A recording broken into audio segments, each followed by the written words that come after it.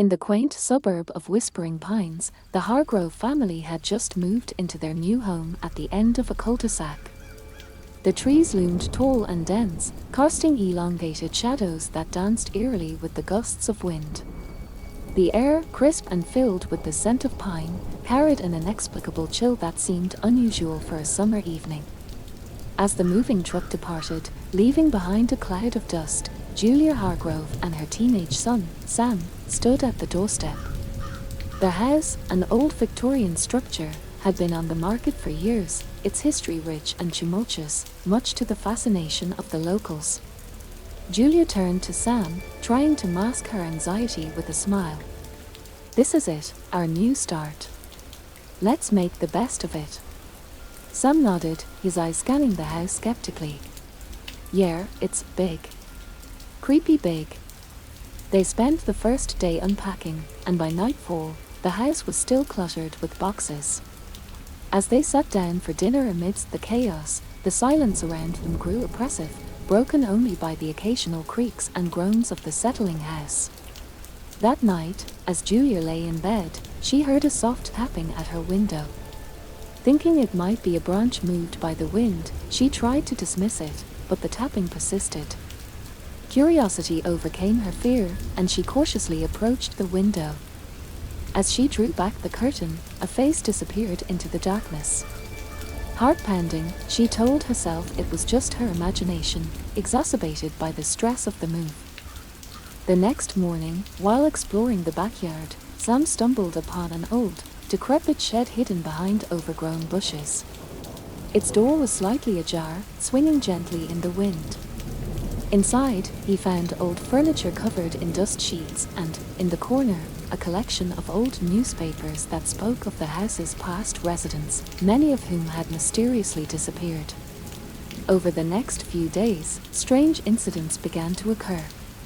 Objects moved on their own, lights flickered without reason, and whispering voices echoed through the hallways at night. Julia, though unnerved, was determined to stay, driven by the need to start anew after her husband's tragic death. Their closest neighbor, an elderly woman named Mrs. Whitmore, lived alone in the house next door. One afternoon, she invited Julia and Sam for tea. Her house was immaculately kept, filled with antiques and old portraits. As they sipped their tea, Mrs. Whitmore leaned forward, her voice dropping to a whisper. "You must be careful," she said, glancing nervously towards the window that faced the Hargroves' house. "That house, it's not just old. It's alive. And it hasn't been kind to its residents." Julia exchanged a worried glance with Sam. Mrs. Whitmore continued, "Every night, at the stroke of midnight, listen carefully. You might hear it, the house, it speaks." That night, fueled by curiosity and fear, Julia and Sam stayed up. As midnight approached, the house grew inexplicably cold. Then, as the clock chimed 12, they heard it, a low, mournful groan that seemed to come from the very walls around them. The following days grew more harrowing. Sam saw silhouettes darting through the corridors from the corner of his eye. Julia woke up one night to find her bedroom door wide open, despite her having locked it. And the tapping at the window became more persistent, more desperate.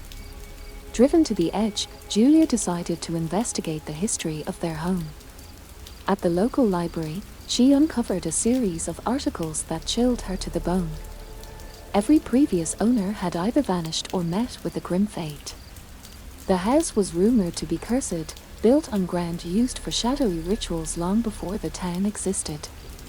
One evening, as the sun dipped below the horizon, casting a golden glow over Whispering Pines, Julia and Sam heard a loud crash from the attic. Armed with a flashlight, they ventured up the narrow staircase. The attic was chaotic, filled with old trunks and furniture shrouded in dust. In the far corner, they found a wall that seemed out of place, newer than the rest. As they approached, the temperature dropped, and a palpable sense of dread filled the air. Julia reached out, her hand trembling, and pushed against the wall. It swung open, revealing a hidden room. Inside, the air was thick with the smell of decay. In the dim light, They could just make out a figure, hunched over in the corner. The figure, still and silent, seemed almost spectral in the dim light. Julia clutched the flashlight, her hand shaking as the beam pierced the darkness, revealing more of the room. Dust particles danced in the air, stirred by their intrusion. "Hello." Sam's voice trembled as he stepped closer, his own fear palpable. There was no response, just the oppressive silence of the hidden room. As Julia stepped forward, her foot brushed against something on the floor. A soft, muffled sound, a whimper, almost inaudible, followed. She directed the flashlight towards the sound, revealing a bundle of old, torn clothes, and beneath them, a small, leather-bound book. The cover was embossed with strange symbols, worn by time. "Mom, what is that?" Sam whispered, his eyes wide. Julia bent down, her fingers brushing against the cold leather. She hesitated, then opened the book. The pages were yellowed, the writing faded but still legible. It seemed to be a journal, filled with frantic, scribbled entries. The last entry caught her eye, the words written in a hurried, shaky script, "They are watching, always watching. I can hear them in the walls, whispering secrets of the past. This house, it consumes everything, everyone. I fear I am next. If you find this, please, leave before it claims you too." Julia's heart raced as she read the chilling words. She looked around the hidden room, feeling the weight of unseen eyes upon them. The air grew colder, the shadows deeper. "Mom, we should go," Sam urged, his voice barely above a whisper. Julia nodded, closing the book with a trembling hand. They quickly exited the hidden room, the door swinging shut with an ominous thud that echoed through the silent house. As they descended the attic stairs, the air felt heavier, as if charged with a silent warning. Over the next few days, the disturbances grew worse. The whispering voices became louder, more insistent. Shadows moved with purpose, stretching towards them like dark, grasping hands. Julia and Sam were sleep-deprived, jumping at every sound, every creak of the old house. One night, as Julia lay in bed, the room suffused in the soft glow of the moonlight, she heard the tapping again. It was louder this time, more urgent. She rose from her bed, her body stiff with fear, and walked towards the window. As she drew the curtain, a face stared back at her, not human, but a grotesque distortion, its eyes hollow, its mouth agape in a silent scream. Julia stumbled back, a scream caught in her throat. The face vanished as suddenly as it had appeared, leaving her breathless and trembling. She knew then that they could not stay in this house, not with its dark history and tormented spirits. The next day, Julia decided to seek help. She visited Mrs. Whitford again, hoping for some advice or explanation. "The book you found," Julia began, hesitantly showing the old journal to Mrs. Whitford, who took it with a hand that trembled slightly. Mrs. Whitford's eyes widened as she leafed through the pages. "This? I feared as much. This house is bound by something ancient, a curse that ties the spirits to this place. They cannot rest, nor can they leave. And now, they will not let you leave either. What do we do?" Julia asked, desperation creeping into her voice. "There may be a way," Mrs. Whitford said slowly, "but it is perilous. You must find the heart of the house, the source of the curse. It is the only way to free yourself and the spirits bound here." Determined to end their nightmare, Julia and Sam prepared for what they hoped would be their final night in the house. Armed with the journal and a newfound resolve, they waited for midnight, the hour when the house seemed most alive, its dark energy pulsating through the very walls. As the clock struck 12, the house began to moan, the sounds echoing through the hallways like the cries of the damned. Julia and Sam held each other's hands tightly, stepping cautiously towards the basement, the heart of the house, where the shadows were deepest, the air coldest. Descending the creaking stairs, they felt each step vibrate with a malevolent force. The basement was shrouded in darkness, the only light coming from the flashlight Julia held. The beam flickered as they moved deeper, the shadows around them swirling with menacing intent. At the far end of the basement, they found an old, iron-bound chest. It was covered in the same strange symbols that were on the journal's cover. Julia approached it, her heart pounding in her chest. She reached out, her fingers brushing against the cold iron, and as her fingertips made contact, a sharp, electric shock of coldness raced up her arm, causing her to recoil in pain.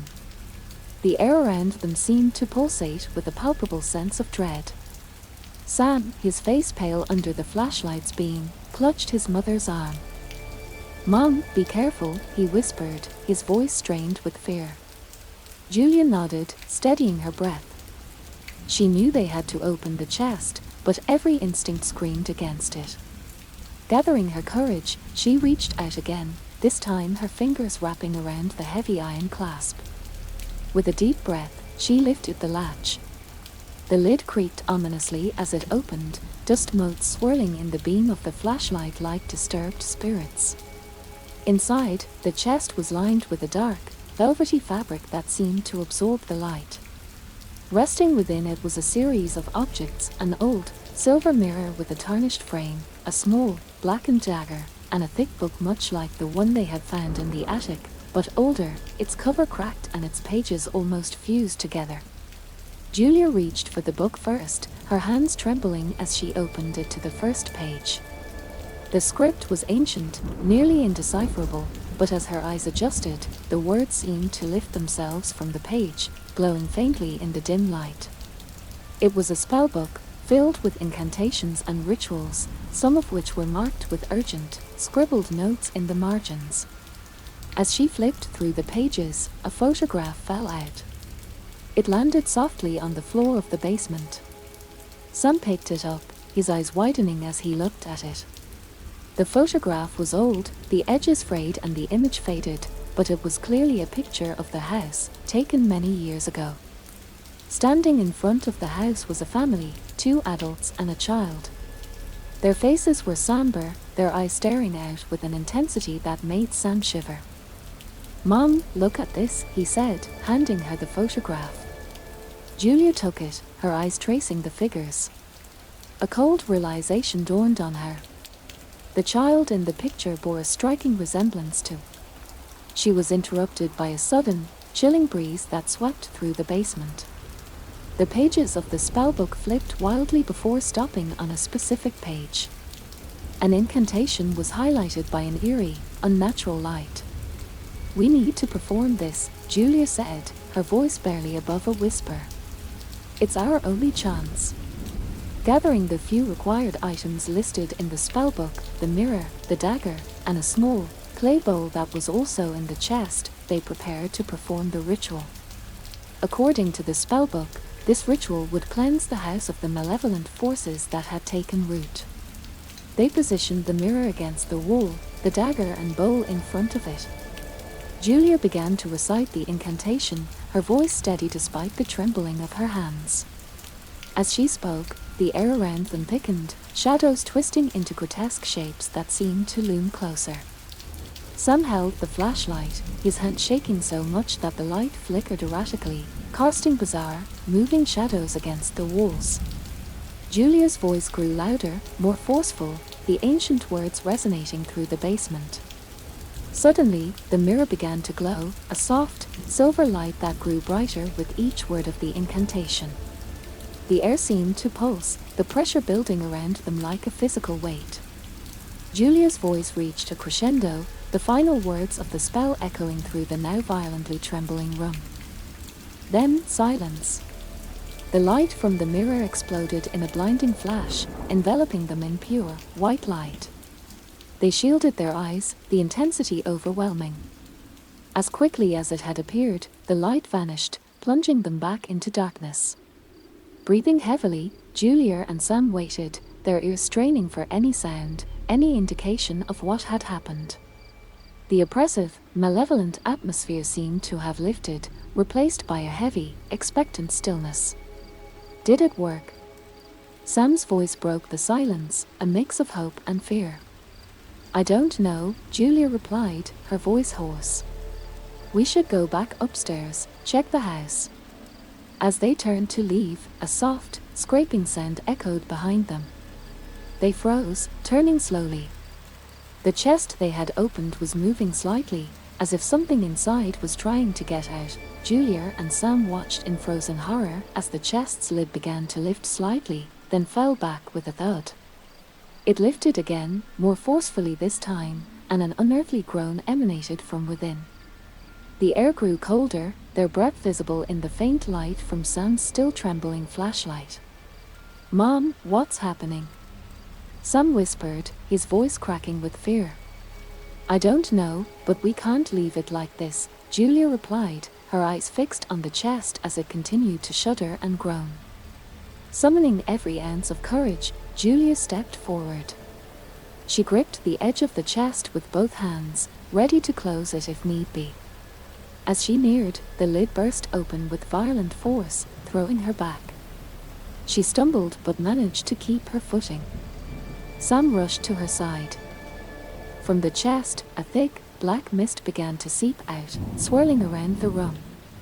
It coalesced into the form of a shadowy figure, towering and menacing. The figure's eyes glowed a deep, fiery red, piercing the darkness with hatred and malice. "Leave this place," it boomed, its voice echoing like thunder. Julia and Sam were paralyzed with fear, their hearts pounding in their chests. The figure advanced towards them, its form becoming more defined, more terrifying with every step. "We did what the book said," Julia stammered, holding out the spellbook as if to shield them. "We performed the ritual." The figure paused, its fiery eyes fixed on the book. "Foolish mortals," it hissed. "You cannot bind what you do not understand." With a wave of its hand, the spellbook flew from Julia's grasp and into the darkness. Julia felt a surge of despair as it disappeared, their last hope seemingly vanquished. "What do you want from us?" Sam yelled, his voice filled with both fear and defiance. The figure's laugh was cruel and chilling. "To suffer, to despair, to join the others who have dared to inhabit this cursed place." The air grew even colder, and the shadows in the room deepened. Julia and Sam could feel the malevolence emanating from the figure, a palpable force that threatened to overwhelm them. "We won't let you hurt us," Julia declared, her voice stronger now. She grasped Sam's hand, their shared strength giving them courage. The figure seemed to consider them for a moment, then, with a horrifying shriek, it dissipated into the air, the black mist swirling chaotically before being sucked back into the chest. The lid slammed shut with a resounding boom. Julia and Sam, still holding hands, watched in stunned silence. The oppressive atmosphere began to lift, the air gradually warming. The shadows retreated, cowering from the growing light. "Is it over?" Sam asked, his voice barely audible. "I don't know, Sam," Julia replied, her eyes never leaving the chest. "But we can't stay here. We need to leave, now." Grabbing only the essentials, they hurried upstairs, not daring to look back. As they reached the front door, Julia took one last look at the house. Could they really leave? What if the entity returned? The uncertainty was maddening, but the fear of staying was greater. They stepped outside, the early morning light greeting them with a warmth that contradicted the chill they felt inside.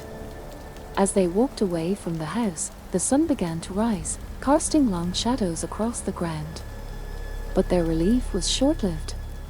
As they reached the sidewalk, a cold wind swept through, the whispering voices returning, murmuring indistinctly. Julia and Sam stopped, turning to see the house looming ominously behind them. The front door was wide open, as though inviting them back, or perhaps beckoning to something else, something unseen. "We need help," Julia said, determination setting in. "We need someone who understands these things. We can't do this alone." As they stood there, contemplating their next move, a shadow passed over the house, dark and quick. The whispering grew louder, more insistent.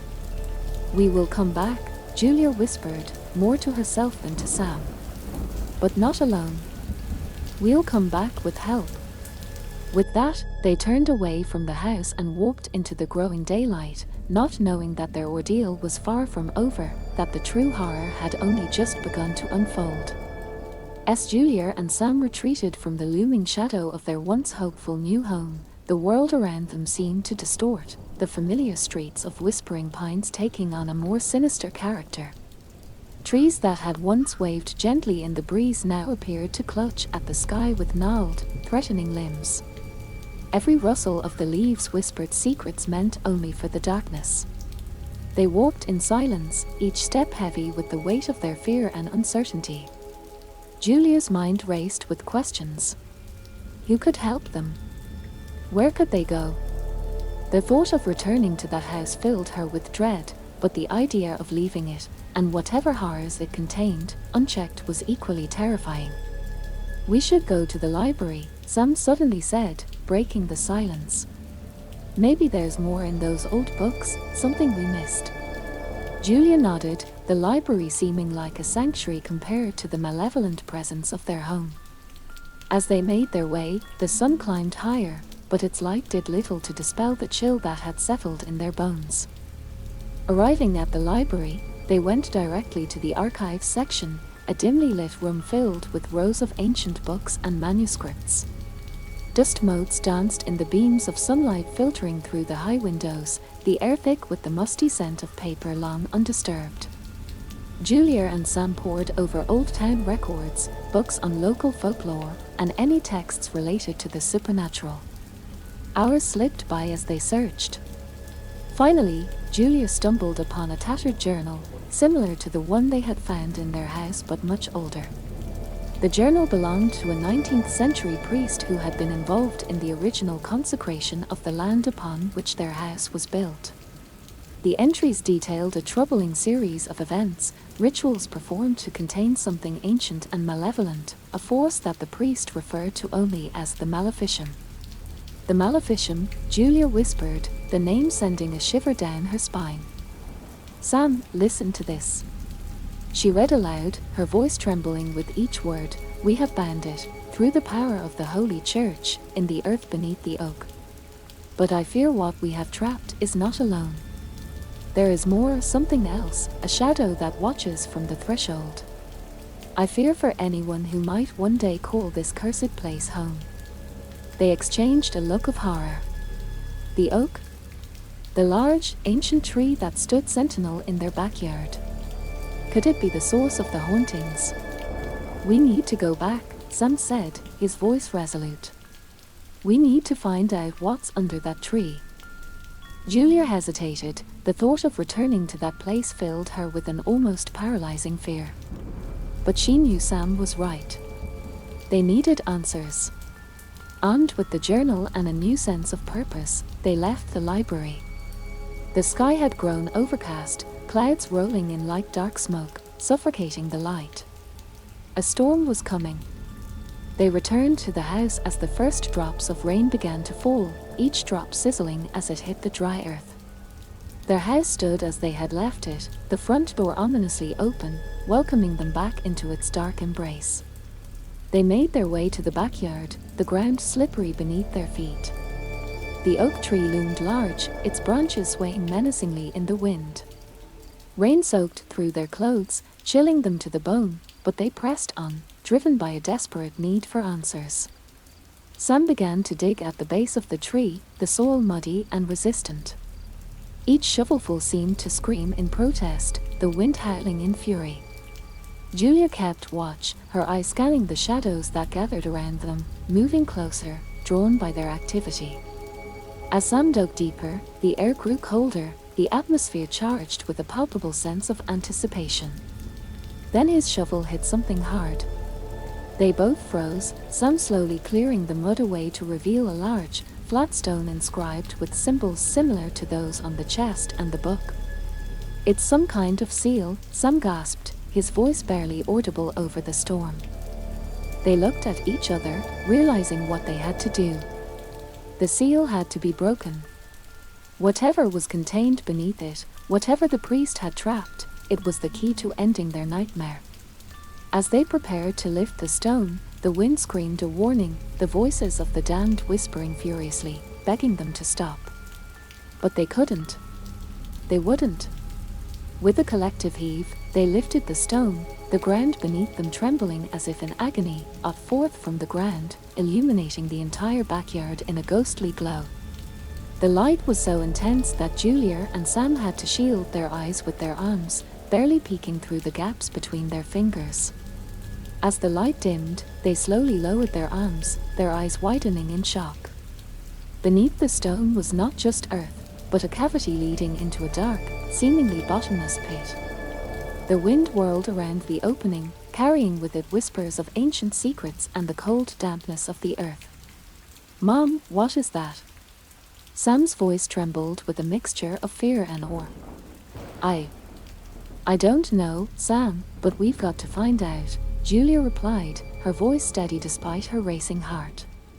She took a flashlight from her pocket, clicking it on and shining its beam into the abyss. The light penetrated only a few feet before being swallowed by the darkness. "Be careful," Sam warned as Julia edged closer to the opening. Julia nodded, her resolve firm. "We need to see what's down there. It might be our only chance to end this." With Sam holding her back to ensure her safety, Julia leaned forward, extending the flashlight to get a better look. As the light moved across the interior of the hole, it illuminated something that made Julia gasp, a series of ancient runes and symbols etched into the walls of the pit, glowing faintly in response to the light. "These symbols, they match the ones in the priest's journal and on the seal," she murmured, tracing her fingers lightly over the cold, damp stone. "This pit, it's some kind of containment chamber, a prison for whatever the maleficum is." Sam looked down into the pit with dread. "So, we just, close it up again? Leave it like this?" Julia shook her head. "No, the priest's journal said the containment was failing. That's why we've had all these problems. We need to reinforce it, maybe complete a ritual to seal it again." "But we don't know any rituals," Sam pointed out, his voice rising in panic. "We have the journal. It has to have something we can use," Julia said, her voice firm, trying to infuse some confidence into their grim situation. They returned to the journal, flipping through the waterlogged pages under the cover of the porch as the rain poured around them. Finally, Julia found what they were looking for, a ritual, supposedly powerful enough to renew the containment spell, to reseal the maleficum within its prison. "We need to perform this now, before it gets any stronger," Julia said, looking up at Sam with determined eyes. Armed with the knowledge from the journal, they gathered the materials listed for the ritual, a handful of earth from the four corners of the property, a piece of mirror, and a silver coin. They placed these items around the pit as described, each item pulsing with an eerie energy as it was set in place. As the storm raged around them, Julia began to recite the incantations from the journal. The wind whipped her words away, but she continued, her voice growing louder and more forceful with each repeat. Sam joined in, his voice uncertain at first but gaining strength as he understood the gravity of their task. The symbols on the walls of the pit began to glow brighter, a sign that the ritual was working. But as they chanted, a deep, malevolent laugh echoed from within the pit, sending a chill down their spines. "You cannot bind me forever," a voice boomed from the darkness, its tone mocking and ancient. "We can try," Julia shouted back, her voice full of defiance. With one final, powerful recitation, a brilliant light burst forth from the pit, enveloping everything in its intense glow. Julia and Sam shielded their eyes, the ground beneath them shaking as if the very earth was protesting. Then, suddenly, everything stopped. The light vanished, the wind died down, and silence enveloped them, thick and heavy. Breathing heavily, Julia and Sam waited, not daring to move or speak. Slowly, they opened their eyes and looked around. The storm had passed, and in its wake, a calm had settled over everything. The pit was closed, the ground where the stone had been now smooth and undisturbed. Had they done it? Had they really contained the maleficum? Julia and Sam stood in silence, the weight of their ordeal settling upon them like the heavy air after the storm. The backyard, once a place of haunting and fear, now lay serene under the pale wash of the moonlight. They could hardly believe the silence was real. The absence of whispers and shadows felt almost unnatural after everything they had endured. Sam was the first to speak, his voice a cautious whisper. "Is it over, Mom? For real this time?" Julia looked around, her senses still tingling with the residual fear of the night's events. "I think yes, I think we've done it," she replied, but her voice carried a note of uncertainty. The kind that knew some doors, once opened, might never be fully closed again. They filled in the pit, the physical act of shoveling dirt over the site of such profound terror serving as a catharsis for their shaken spirits. Each scoop seemed to bury their fears deeper, layer by layer, until the ground looked untouched, innocent of the darkness it concealed. As they headed back to the house, the first rays of dawn were beginning to pierce the night's canopy, painting the sky with hues of orange and purple. The house itself seemed different, calmer, as if it too had exhaled a long-held breath. Inside, they discarded their muddy clothes and washed away the remnants of the night. As they sat together in the kitchen, nursing cups of hot tea, the events of the past few days felt like a distant nightmare. Yet, the physical evidence of their ordeal, the journal, and the items used in the ritual remained on the table between them, a grounding reminder of their reality. "We should keep this," Julia said, gently touching the priest's journal. "Just in